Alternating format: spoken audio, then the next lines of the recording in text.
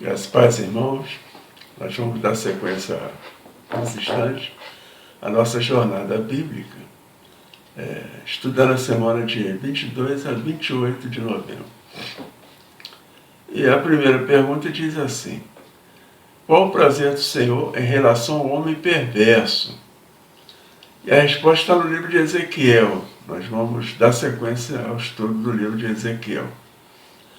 E a resposta está lá em Ezequiel 33:11. Diz-lhes, vivo eu, diz o Senhor Deus, que não tenho prazer na morte do ímpio, mas que o ímpio se converta do seu caminho e viva. Convertei-vos dos vossos maus caminhos, pois por que razão morrereis, ó casa de Israel? Deus está nos mostrando aqui, que a morte na vida do homem é a consequência das suas escolhas. Ele está perguntando, por que razão morrereis? Ele não tem prazer na morte do ímpio, na morte de ninguém. A Bíblia nos revela aqui, através dessa passagem, do livro de Ezequiel, que o Senhor não tem prazer na morte do ímpio. Pois a gente aprende aqui na palavra de Deus, que o fim de todos aqueles que negarem a Jesus Cristo, o fim dessas pessoas aqui, dessa terra, que não querem andar de acordo com a ordenança, com as leis de Deus, é a morte mesmo. Porque quem procura a vida do mundo, a vida nesse mundo aqui, vai perder a sua vida para sempre. Agora, quem renega essa vida aqui terrena, morre para o mundo, vai viver eternamente Jesus Cristo. Então, quem faz do mundo aqui a sua vida, o final é a perdição mesmo. Jesus, ele tem prazer em ver o ímpio se convertendo dos seus caminhos, morrendo para o mundo, vivendo para Deus. Não é isso? Pois quem se arrepende verdadeiramente e pede perdão para Deus, tem seus pecados perdoados. E vão ter comunhão com Deus. Todo aquele que aceitar Jesus Cristo e reconhecer o Senhor, como seu Senhor e Salvador, vai perder a sua vida aqui na terra e ganhar uma vida no céu. É isso? Jesus é o caminho, a verdade e a vida eterna. Ninguém vai a Deus a não ser por Jesus. Esse versículo é maravilhoso. A próxima pergunta diz: quem apacentaria as ovelhas do Senhor e lhes serviria de pastor? A resposta é Ezequiel 34, 23, 24. Eu suscitarei sobre elas um só pastor, e ele as apacentará. O meu servo Davi é que as apacentará. Ele lhes servirá de pastor, e eu, o Senhor, lhes serei por Deus. E o meu servo Davi será príncipe no meio delas. Eu, o Senhor, o disse. O Senhor que está falando aqui, E Ezequiel está relatando aqui a responsabilidade dos líderes da igreja. O Senhor, nesse capítulo, ele está comparando os líderes ali aos pastores que cuidam de ovelhas, do povo. Ovelha é povo. E durante o seu ministério aqui na terra, o próprio Jesus se chamou de um bom pastor. Está lá em João 10, 14. E quando a gente lê aqui Ezequiel 34, a gente tem que procurar o que o Senhor disse e o que ele fez, para ser um bom pastor. E o que ele falou dos líderes do povo, e por que esses líderes se tornaram maus pastores. Ele está mostrando aqui que o seu amor pelo rebanho, por nós, é muito grande, é infinito. E ele promete que ele vai nos apacentar, vai nos livrar desses maus pastores, dos infiéis. Porque a maioria dos pastores sempre foi assim, não é só hoje não. Na antiguidade foi e hoje continua sendo. A maioria desses líderes, desses pastores, eles só se interessam por que eles podem tirar das ovelhas. Gordura, lã da ovelha. Procura aquelas ovelhas mais saudáveis para tosquiar essas ovelhas. Ele não tem cuidado sincero com as suas ovelhas. Eles não se importam. Né? A verdade é essa, eles não se importam. Na lição passada, o pastor Orlando até deixou um comentário muito interessante, né? Como é que os homens de Deus, né, os pastores, não se importam com o sofrimento do povo, né? Não estão nem aí, sabe? Para onde que esse povo está indo, eles não se importam, sabe? São frios em relação a isso. Eles não têm cuidado sincero, né? Sabe? Eles não querem nem saber do povo, eles só querem saber de si mesmo. Não é isso? Então, o bom pastor é Jesus. A gente só tem que olhar e confiar em Jesus, porque confiar em homem nessa terra aqui é um problema, né? Então, Jesus veio, se dedicou, né, a nos ensinar, sabe? Trouxe esses milagres, curas, né? Palavras de salvação. Né? Ele tinha um amor sincero pelo seu rebanho. Felizmente, a gente não vê amor, né? Na mão desses falsos pastores aí, a gente não tem nem esperança, né? Numa vida melhor. Não é isso? Então nós temos que nos voltar sempre para o bom pastor, que é Jesus. Né? A próxima pergunta diz assim: ao dizer que faria de Judá e Israel uma só nação na terra, o que eles teriam e o que nunca mais aconteceria com eles? E a resposta é Ezequiel 37, 21, 22. Diz-lhes, pois, assim diz o Senhor Deus, eis que eu tomarei os filhos de Israel dentre os gentios, para onde eles foram, e eu os congregarei de todas as partes e os levarei à tua terra, e deles farei uma nação na terra, nos montes de Israel, e um rei será rei de todos eles, e nunca mais serão duas nações. Nunca mais, para o futuro, se dividirão em dois reinos. Deus tinha dividido aqui, né? O reino do norte e o reino do sul. Judá e Israel, né? E Deus agora está prometendo que vai juntar esse povo, né? O remanescente de Israel, ele continuava cativo na Babilônia. E Deus mandou ali uma mensagem, através de Ezequiel, uma mensagem de restauração, né? Então o povo estava ali como se estivesse em choque, desiludido, né? Estavam no cativeiro, né? Jerusalém tinha caído, né? E o povo estava no cativeiro cheio de dúvidas, né? O coração do povo estava triste, né? Será que Deus realmente vai voltar a olhar para o seu povo, né? Vai tirar esse povo do cativeiro? E Deus responde, né, todas essas indagações do povo ali. Manda uma mensagem assim, cheia de fé, de esperança para o povo, né? Através do profeta Ezequiel. É isso? E esse capítulo é super interessante, né? Não vou me alongar muito nele aqui, mas nós temos aqui a passagem do Vale dos Ossos Secos, né? Ali Deus testa a fé de Ezequiel. Né? Ele pergunta, né, se aqueles ossos poderiam viver. E Ezequiel dá a resposta mais sábia e correta, né? Só o Senhor que sabe essa resposta. Eu sei disso, né? Então a resposta de Deus ali veio sobre uma ordem para Ezequiel. Para ele que ele profetizasse aqueles ossos secos ali, né? Para que eles vivessem, né? Deus fala, eu vou colocar carne, né? Vou colocar nervos, dar respiração e vida nesses novos corpos, né? É o que Deus está falando para os homens de Deus hoje. Né, para os seus pastores, né, para os seus missionários, seus evangelistas, né, quando ele manda esses homens olhar para os ossos secos, para esses corpos sem vida, ele está falando para esse povo que está perdido, está morto, né, sem ele. Estão sob o jugo do pecado.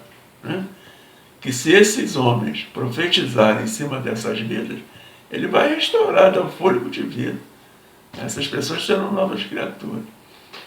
E como Ezequiel, né, que obedece ali, e aquilo dá um barulho, os tronos dos ossos batendo, deve ter sido uma cena terrível aquela ali, né? Aquilo levanta um grande exército, né, vivo ali, de pessoas vivas. Assim é com a palavra de Deus. Quando a gente prega a palavra de Deus, né, aquelas pessoas são restauradas, tornam a viver como se fosse um bando de ossos secos ali, não é isso? E a mensagem também é para Israel aqui, né? Dizendo que Israel estava morto, aquele povo estava morto. E através ali de Deus, né? Deus tornaria trazer vida para aquele povo. Não é isso? Então é uma mensagem muito interessante. Depois tem outra passagem que é sobre 2 pedaços de madeira, né? Eles estavam separados um do outro. Ele manda o profeta unir novamente aquilo ali. Ali está representante o reino do sul, que é Judá, e o reino do norte, que é Israel, né? Que eles seriam reunidos novamente, né? Debaixo de um só rei, que seria Davi. Então aquelas 2 nações que estavam separadas, nações irmãs, né? Mesmo povo ali, eles seriam novamente tornados um só. Não é isso? E hoje, né, é assim também. É isso? A gente está muito focado só, né, no pecado, né, que está aí no mundo, nos rodeando os problemas. Né? Entendeu? Então a gente tem que focar naquilo que Deus pode fazer, pode restaurar na vida das pessoas. Como, né, os ossos secos, unir novamente o seu povo aqui. Deus prometeu que ia unificar e restaurar Israel. Né? Então hoje, como povo de Deus aqui, nosso foco, né, é estarmos unidos. Né? Hoje o mundo cristão está totalmente desunido. A própria divisão aqui entre denominações, visões, sabe, ministérios, isso é uma divisão. Os cristãos estão divididos. Essa mensagem para nós também, que um dia Deus vai, né, unir esse povo num só pensamento. Né? Interessante essa passagem aqui. Próxima pergunta diz: o que o profeta viu que vinha do caminho do Oriente? E a resposta é Ezequiel 43, de 1 a 7. Então me levou à porta que olha para o caminho do Oriente. E eis que a glória de Deus, de Israel, vinha do caminho do Oriente. E a sua voz era como a voz de muitas águas. E a terra resplandeceu por causa da sua glória. E o aspecto da visão que tive era como o da visão que eu tivera quando vim destruir a cidade. E eram as visões como as que tive junto ao rio Quebar, e caí sobre o meu rosto. E a glória do Senhor entrou na casa pelo caminho da porta, cuja face está para o lado do Oriente. E levantou-me o Espírito e me levou ao átrio interior. E eis que a glória do Senhor encheu a casa. E ouvi alguém que falava comigo de dentro da casa. E o homem se pôs em pé junto de mim. E disse-me: ó filho do homem, este é o lugar do meu trono, e o lugar das plantas dos meus pés, onde habitarei no meio dos filhos de Israel, para sempre. E os da casa de Israel não contaminarão mais o meu nome santo, nem eles nem os seus reis, com suas prostituições e com os cadáveres dos seus reis nos seus altos. Né? O profeta, né, Ezequiel estava vendo aqui a glória de Deus ali enchendo o templo. Né? Deus está falando aqui do templo, restauração do templo. Né? Sabe? Está enchendo ali. A gente já tinha visto isso aqui, né, no outro estudo aqui, quando Salomão, né, construiu o templo, a glória de Deus encheu o templo ali. Né? A gente tem que respeitar o templo, porque Deus está falando aqui. Ele está no templo. Né? Aí, muita gente, aí, muitos irmãos aí, não respeita aquele lugar, sabe? Não demonstra reverência quando entra ali para adorar a Deus. Vai de qualquer maneira. Não é só na aparência, na roupa, não. Não estou nem falando de roupa. Deus não olha para isso. Mas entra ali com o coração, sabe, puro, com a mente um monte de outras coisas, mas não está com a mente em Deus. Isso é estar de qualquer maneira ali para adorar a Deus. Né? A gente tem que estar atento a isso. Quando a gente for à casa de Deus, à igreja, o templo, né? A gente sabe que templo só existiu um lá em Israel, né? Em Jerusalém. Foi destruído. Mas nós damos nome também a essa casa que nós construímos aqui para adorar a Deus, de templo, de igreja. Né? Isso é um simbolismo que nos remete ao templo. Né? Lá se faziam sacrifícios para Deus. Né? E aqui a gente também tem que dar o nosso sacrifício a Deus. Como é que a gente vai sacrificar a Deus? Sacrificar aqueles pensamentos impuros, né? Sabe? Deixar o pecado de lado, sacrificar o pecado. E estar na casa de Deus com reverência. Né? E esse capítulo todo também é muito interessante, ensina que tem muitos ensinamentos, né? Ezequiel aqui teve 3 visões da glória de Deus. A primeira a gente viu, né, lá no capítulo 1, que Deus estava vocacionando Ezequiel. E ele viu a glória de Deus ali. Né? E ele foi obediente a essa visão de Deus. Né?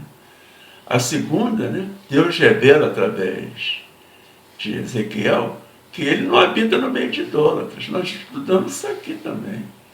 Inclusive isso está lá no Novo Testamento, em 2 Coríntios. Não é isso?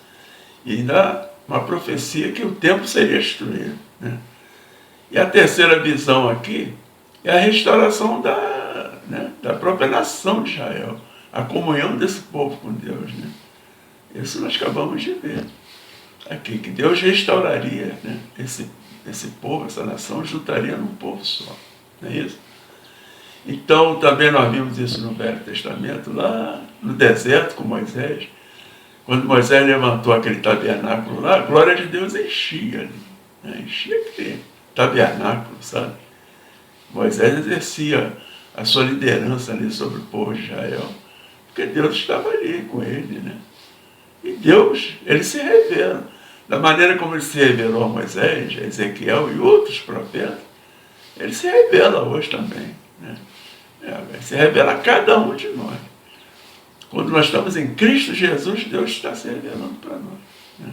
Através do seu Espírito Santo. Através do seu Espírito Santo, quando entra, habita em nós, é como se Deus estivesse nos enchendo com a sua glória. Não é isso? E nessa passagem, quando Deus fala dos cadáveres dos seus reis aqui, né, os jardins onde eles eram sepultados, ficava do lado do templo de Salomão. Né? Só tinha uma parede que dividia. Não é isso? Então uma parede estava entre a vida, que era Deus, lá, né, a glória de Deus dentro do templo, e uma parede, do outro lado dessa parede, tinha a morte, cadáveres ali do rei. Né? E fala de prostituição. A gente vê hoje pastores se prostituindo, se vendendo por qualquer dinheiro, ou quer que seja na política, né? Ou nos seus interesses particulares. Deus vai acabar com tudo isso. Não fica achando que você vai ficar fazendo para sempre, né, o que você está fazendo. E mais uma vez, quando nós formos na casa de Deus, nós temos que ir com reverência, né? Respeito. Temos que respeitar e valorizar aquele local. E a próxima pergunta diz: o que o sacerdote deveria ensinar o povo a distinguir? E a resposta é Ezequiel 44, 23. E a meu povo ensinarão a distinguir entre o santo e o profano, e o farão discernir entre o impuro e o puro. É interessante, né? Quando a gente está no mundo do pecado, a gente não tem conhecimento de Deus, das coisas de Deus, da palavra de Deus. Muitas vezes a gente não tem nem noção do pecado. Tudo não tem nada a ver, sabe? Então tem que vir alguém nos mostrar, né, que nós estamos vivendo no meio da sujeira, da coisa impura, né, suja, sabe, imoral. Então, nós precisamos de pessoas que nos ensinem isso. Né? E quem nos ensina isso hoje? São os pastores, os mestres, né? Então eles vão lá e vão mostrar para nós. E Deus aqui também está se referindo ao comportamento dos levitas e dos sacerdotes, desses líderes, desses pastores. Né? Eles têm que se purificar, saber o que é o certo e o errado, né? O puro e o impuro, para que eles possam ensinar isso ao povo, sabe? E a gente vê homens e mulheres de Deus aí, com um comportamento assim, sabe, que não tem nada a ver com Deus. Né? Eles têm que ter um comportamento santo, exemplar. Né? Ele não pode ficar levando suas práticas pecaminosas de ganância para dentro da casa de Deus, não. Se prostituindo, sabe? Porque o povo vai ver isso, vai aprender isso. E vai achar que isso é o certo. Né? Então, quando Deus passa, né, essa visão aqui, essa profecia para Ezequiel, ele está falando sobre isso. Ezequiel, o templo é algo muito sério, né? Muito sério. Ali tem que ter a santidade. Você, para entrar ali, você tem que santificar, deixar o pecado do lado de fora. É isso? Não é qualquer um de qualquer maneira que pode entrar nesse templo não, nesse lugar não. Ele está falando isso, né? Quando eu falo isso, qualquer um, não é aquele ímpio, aquele perdido, a ovelha desgarrada que está procurando, né, refúgio ali, sabe, refrigério, segurança, não é isso não. Estou falando para os homens de Deus, aquelas pessoas que se dizem homens de Deus, seus líderes, seus pastores. Eles não podem entrar lá de qualquer maneira, né? Porque eles têm que se separar do pecado, sabe, para poder estar fazendo a obra de Deus e procurar ser puro, né? Para que eles possam ensinar essa pureza para Deus. É isso. Deus já falou, né? Sede santo como eu sou santo. Nós temos que buscar a santificação para poder estar na presença de Deus. É isso? Então hoje a gente tem que dar mais importância, né, a se ter uma vida separada do pecado e procurar sempre estar na santidade de Deus. Próxima pergunta diz: qual o nome da cidade que tem 12 portas, cada um levando o nome de uma tribo de Israel, né? Cidade maravilhosa, né? A resposta é Ezequiel 48:35. 18.000 canas por medida terá ao redor, e o nome da cidade aquele dia será: o Senhor está ali. O nome dessa cidade é: o Senhor está ali, né? Então Deus está mostrando aqui para Ezequiel, né, como é que Israel ali seria organizada, cada parte de Israel, né? E é emocionante, né? Porque no final aqui, com certeza, quando tudo estiver exatamente como Deus ordenou, como Ele quer, né, Israel vai poder dizer: o Senhor está aqui. É isso? É exatamente assim também que acontece nas nossas vidas. Quando a nossa vida é dirigida e organizada pelo Senhor, né, nosso Deus, né, sabe? Quando toda a nossa vida é para a sua glória, quando tudo aqui, né, é ministrado por Deus, a gente pode dizer, mesma coisa que Israel, né? O Senhor está aqui, né? Nós temos uma igreja, uma congregação. Nós procuramos organizá-la de acordo com os desejos de Deus, não é isso? Quando a gente percebe que aquela casa está em ordem, né? Está em ordem, tem paz, tem Jesus ali, né, organizando tudo, a gente pode afirmar: Deus está aqui. A gente pode afirmar isso, né? Então o nome dessa cidade é: Deus está ali, né? E essa cidade está garantindo que Deus está no meio daquele povo, a presença de Deus está ali, né? E Deus mostrou essa cidade para Ezequiel, né? Uma cidade restaurada, sabe? E Deus está falando: eu vou estar com vocês de novo o tempo todo. Uma garantia maravilhosa. Já vi aqui, né, em Apocalipse, aqui para Ezequiel, as visões, né, descendo a nova Jerusalém, a Jerusalém celestial, né? Deus está ali, Deus está na nossa vida. Nós temos que, né, nos organizarmos espiritualmente para que a gente possa declarar: Deus está aqui, está na minha vida, está na minha casa. Uma casa organizada, uma casa de paz, onde Jesus reina, é o centro dali, daquela casa, daquela família.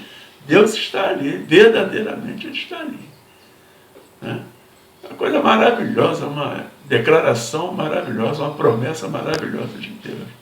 Ele já esteve no meio de nós, lá no Jardim do Éden, né? Ele andava e conversava com as pessoas. Ele quer fazer isso novamente, né? Ele quer estar aqui no meio do povo, né, da sua criação. Por isso, a gente tem que se organizar e se santificar, né? Ter uma vida santa. E a última pergunta diz assim: o que uma geração deve fazer a outra geração? Então, a resposta está nos Salmos, agora no livro de Salmos. Salmos 145, 4. Esse Salmo 145 é muito lindo, muito interessante. Eu não vou, né, discorrer sobre todo o Salmo, sabe? Vou ficar aqui só no versículo 4, tá? Que diz que uma geração louvará as tuas obras a outra geração e anunciarão as tuas proezas. Eu não precisaria nem entrar aqui muito, né, em detalhes, porque uma geração tem que louvar a Deus, as obras de Deus, para outras gerações, né? E anunciar as proezas de Deus, né? Então, quer dizer, a gente mal louva a Deus, não é isso? A gente não reconhece as obras de Deus na nossa vida, né? gente não passa isso para a nossa geração futura, nossos filhos, sabe? A gente tem que passar nosso, sabe? Tudo aquilo que Deus, né, fez na nossa vida, sabe? As proezas de Deus. E passar isso para a nova geração. A igreja de hoje, ela tem que passar para a igreja do futuro ali, sabe? As obras que Deus fez na vida, no meio dessa igreja, desse povo, né? E anunciar todas as proezas de Deus aqui. Então, no Salmo aqui 145, do princípio ao fim, é Davi fazendo aqui uma canção de louvor dirigida a Deus, né? A gente não sabe bem o contexto que Davi está vivendo aqui, mas ele está, sabe, exaltando os atributos de Deus. E está dizendo que esse atributo tem que ser adorado por todas as criaturas, né? E ele começa esse Salmo 145 afirmando a posição de Deus e do próprio lugar diante, né, do Senhor, o lugar dele diante do Senhor. Porque Davi se colocava diante de Deus como um servo. Ele não chegava perto de Deus como um rei, né? Ele chegava como um servo. Não é isso? Então, é um grande ensinamento, né? O pastor pregou isso agora, recentemente, né? Que antes de ser um pastor de ovelhas aqui nessa terra, ele tem que se colocar na condição de ovelha, ovelha de Deus, ovelha do Senhor. Pastor é um dom, ser pastor é um dom, um ministério que Deus deu para ele. Mas antes de tudo, ele é uma ovelha. Não é isso? Então, Davi está exaltando aqui as características que definem Deus, né? E está convidando a todas as criaturas aqui a adorar. Não é isso? Adorar a sua grandeza, a sua majestade, a sua glória, né? Grande é o Senhor e muito digno de ser louvado. A sua grandeza é insondável. Davi já falou isso, né? Que a fidelidade, a justiça e a santidade de Deus, né, existe para sempre, sabe? A justiça de Deus aqui está ligada à benignidade, né? Nos lembrando que Deus não só castiga, não é só juízo, né? Deus é amor, Ele é cuidado, sabe? Proteção. Ele oferece tudo isso para quem, né, está nos seus caminhos, não é isso? Para isso nós temos que diferenciar entre o santo e o imundo. Nós estudamos isso aqui, né? Quando nós nos separamos das coisas sujas do pecado, sujeira do pecado, né, o Senhor Deus estará, né, com a sua mão protetora sobre nós. Nós poderemos habitar a sombra do Onipotente, né? Já estudamos isso aqui também. Né? Isso é um salmo evangelístico, né?